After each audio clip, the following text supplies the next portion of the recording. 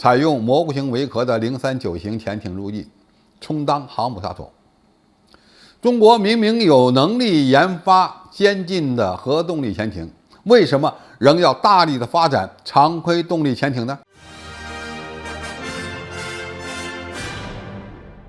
观众朋友、网友朋友，大家好，我是付彦少。近日，相关媒体在报道人民海军某潜艇大队强军建设发展时，背景墙上出现了一艘尾壳相当科幻的潜艇。该潜艇悬挂彩旗，已经正式装备服役。外界认为这就是中国列装的039C 型 AIP 潜艇。据悉，039C 应该就是海军现役的039B 型 AIP 潜艇的深度改进型号。它换装了更加先进的大尺寸可变距声纳系统，以及输出功率更强劲的 AIP 系统。早在去年7月，就已经有网友拍到了这款新型潜艇试航的珍贵画面。当时其蘑菇型的尾壳就引发了各界的高度关注。到目前为止，世界上只有瑞典的 A26型潜艇也采用了蘑菇头式的尾壳。但是等到中国039C 已经入役了，瑞典人的 A26型潜艇还在肤射龙骨，一不小心，中国又领先了西方。那么蘑菇型尾壳看起来有点怪异，它到底有些什么样的好处呢？首先，它可以利用其特殊的流体力学设计，减小涡流，从而降低航行时的噪音，而航行阻力呢也不会有太多的增加。第二，它尾壳上部的尺寸呢看上去更大，那么增大的尾壳内部的空间就可以方便的安装一些必要的电子设备和光学设备。在武器装备上，039C 常规动力潜艇拥有6具鱼雷发射管，它可以发射先进的新型电动鱼雷，也可以发射鹰击 18B 反舰导弹。如果它携带的是鹰击 18B 反舰导弹的话，就能够攻击500公里外的水面舰艇目标，可以在敌方航母反潜火力网之外发动远程攻击，充当航母杀手。看来中国在发展常规动力潜艇的道路上又前进了一步，甚至可以赶超世界最先进水平。现在的问题是，美军已经实现了潜艇的全核动力化，俄罗斯军队也特别重视发展核动力潜艇。那么为何中国军队要2条腿走路，既发展核动力潜艇，也发展常规动力潜艇呢？其实这是根据我军的需要决定的。中国大量建造常规动力潜艇，并不等于不重视核动力潜艇，而是中国本来就需要拥有大量的常规动力潜艇来满足我们军事斗争的需要，特别是近海的军事斗争需要。由于我们制造常规动力潜艇的厂家比较多，技术实力强横，中国的船厂拿下了泰国和巴基斯坦的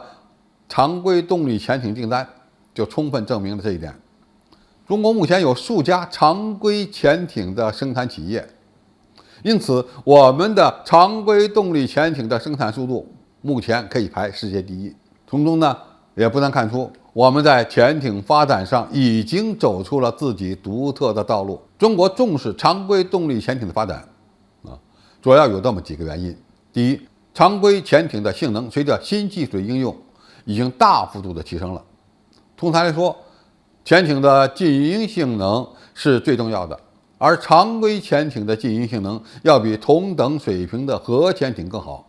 这属于先天性的优势。因为核潜艇不能关闭核反应堆，而常规动力潜艇是可以关闭发动机的，或者是以极低速运行，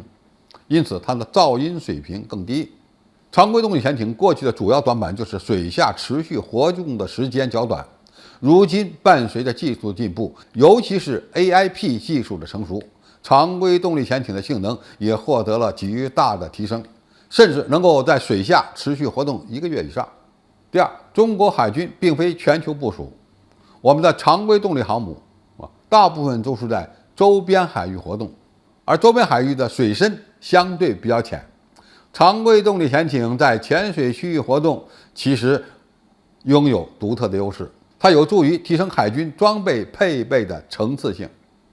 美军追求全球作战能力，所以发展常规潜艇它用不上，只能追求那些大续航力的核动力潜艇，并且呢还需要它们拥有较高的航速，否则就难以实现在全球任何地点的作战。但是核动力潜艇一旦进入到浅水区，它的活动就会受到严格的限制。而对于中国来说，先进的常规动力潜艇的续航能力已经能够满足我们的要求了。它的航行速度虽然比不上核潜艇，但是呢，更适合在浅海活动。而中国周边的浅海面积又特别大，一个军事强国其海军实力和武器装备一定要有层次性。而常规动力潜艇搭配核动力潜艇，就是一个比较好的配置。而这方面，仅仅是使用核动力潜艇的美军，实际上是存在着不足的。第三呢，发展常规动力潜艇可以提高军费的使用效率。常规潜艇的建造成本远远低于核潜艇。从中国对泰国出口潜艇的报价来看，一艘常规动力潜艇的价格在3到5亿美元左右，而美军采购一艘核动力潜艇，它的价格在20亿美元左右。像海狼级和哥伦比亚级核动力潜艇，它们的单艇造价可能就要上百亿美元。如果不是玩军备竞赛，这种花销就必须非常谨慎。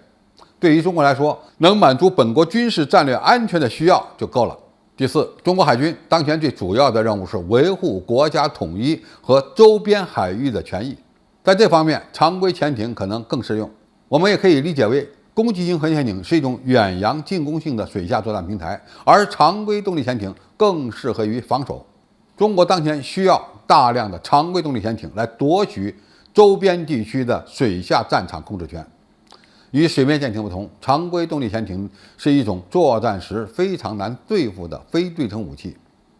所以中国肯定会在大力发展核动力潜艇的同时，也会维持一支最先进的常规动力潜艇部队，因为这是遏制域外国家干涉台海事务、破坏区域平衡的关键力量。好，今天的评述就到这里，谢谢大家收看，我们下期再见。